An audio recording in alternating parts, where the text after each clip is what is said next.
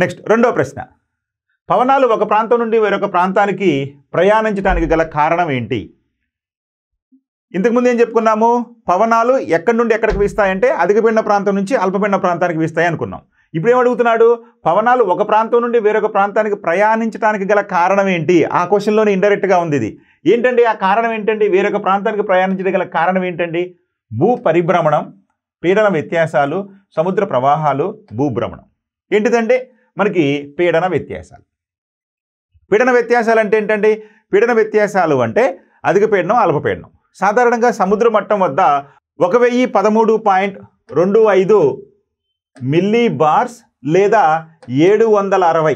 ఇది సాధారణంగా సముద్ర మట్టం వద్ద ఉండేటటువంటి వాతావరణ పీడనం.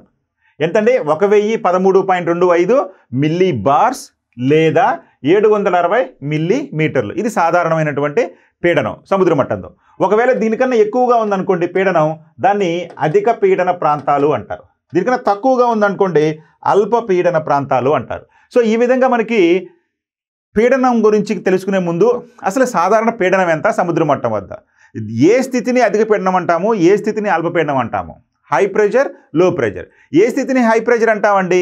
ఎక్కడైతే పీడనం, వాతావరణ పీడనం 1013.25 మిల్లీ బార్స్ కంటే ఎక్కువగా ఉంటే దానిని అధిక పీడనం అంటాం. ఎక్కడైతే పీడనం 1013.25 మిల్లీ బార్స్ కంటే తక్కువగా ఉంటే దాన్ని అల్పపీడనం అంటాం. సో ఈ విధంగా పీడనాల్లో వ్యత్యాసం వలన గాలులు వీస్తూ ఉంటాయి. అయితే ఇంతకుముందు ప్రశ్న ఏం చెప్పుకున్నాము? గాలులు ఎక్కడి నుంచి ఎక్కడికి వీస్తాయి అని చెప్పుకున్నాం. ఎక్కడి నుంచి ఎక్కడికి వీస్తాయి గాలులు? గాలులు సాధారణంగా అధిక పీడన ప్రాంతం నుంచి అల్పపీడన ప్రాంతానికి వీస్తాయి. సో కాబట్టి ఇక్కడ ఏమడుగుతున్నాడు? గాలులు ఒక ప్రాంతం నుంచి మరొక ప్రాంతానికి వీయటానికి గల కారణం ఏంటంటే పీడనాల్లో వ్యత్యాసం.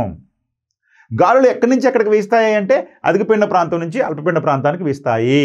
గాలులు మనం వీస్తుంది అనుకోండి, గాలి వీసే దిశను బట్టి ఎటువైపు అధిక పీడనం ఉంది, ఎటువైపు అల్పపీడనం ఉందో మనం ఈజీగా అంచనా వేసుకోవచ్చు. ఓకే.